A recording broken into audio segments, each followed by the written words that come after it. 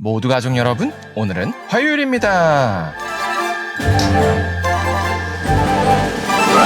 신자라면 모두 하나님의 뜻대로 살고자 하죠. 그런데 막상 하나님의 뜻이 뭐냐고 물으면 답하기가 쉽지 않은데요. 그렇다면 하나님의 뜻대로 하는 건 구체적으로 어떤 걸까요? 그 답이 바로 오늘 본문에 있어요. 그래서 오늘 묵상을 잘 들어보시면 하나님의 뜻대로 사는 사람의 모습이 무엇인지를 아실 수 있을 거예요. 그러면 오늘도 묵상에 잘 참여해 주시고요. 꼭 댓글로 무엇을 느꼈는지를 나눠주세요. 그리고 오늘의 시편을 한 절이라도 암기해 보면 어떨까요? 그러면 오늘 본문인 시편 15편 듣고 올게요.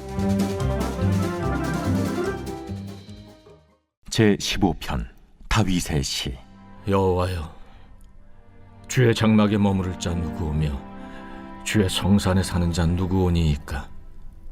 정직하게 행하며 공의를 실천하며 그의 마음의 진실을 말하며 그의 혀로 남을 허물하지 아니하고 그의 이웃에게 악을 행하지 아니하며 그의 이웃을 비방하지 아니하며 그의 눈은 망령된 자를 멸시하며 여호와를 두려워하는 자들을 존대하며 그의 마음에 서원한 것은 해로울지라도 변하지 아니하며 이자를 받으려고 돈을 꾸어주지 아니하며 뇌물을 받고 무죄한 자를 해하지 아니하는 자이니 이런 일을 행하는 자는 영원히 흔들리지 아니하리이다. 다윗은 오늘 시편에서 하나님의 뜻대로 행하는 사람이 어떤 사람인지를 아주 구체적으로 나열했습니다. 다윗은 하나님의 뜻대로 행하는 사람을 주의 장막에 머무는 자와 주의 성산에 사는 자라고 소개했습니다. 이처럼 하나님의 뜻대로 행하는 사람은 당연히 주님 안에 거합니다. 그러나 우리가 여기서 주의해야 할 점은 단순히 나는 교회를 출석하니까 주님 안에 있는 거야 라고 착각해서는 안 된다는 점입니다. 로마법을 따르는 사람이 로마 시민이듯이 하나님의 뜻대로 행하는 자라야 하나님의 장막 안에 거하는 자입니다. 그래서 다윗은 그 하나님의 뜻이 구체적으로 무엇인지를 소개했습니다. 먼저 정직과 공의와 진실입니다. 이는 나는 솔직한 사람이라서 말해주는데 넌 재수가 없어 와 같이 그냥 하고 싶은 말을 정제하지 않고 무례하게 행하는 게 아닙니다. 하나님 안에서 정직과 공의와 진실은 본인에게 금전적이고 사회적인 피해가 갈지라도 부도덕함과 타협하지 않는 겁니다. 예를 들어서 장사를 할 때 현금으로 거래한 것도 정직하게 매출로 신고하는 겁니다. 그리고 뒤늦게 자신의 과실을 인지했을 때 어떤 손해를 감수하더라도 진실을 밝히는 일입니다. 그리고 하나님의 뜻대로 행하는 것은 남을 허물하지 않는 것이며 이웃에게 악을 행하지 않는 것이며 이웃을 비방하지 않는 겁니다.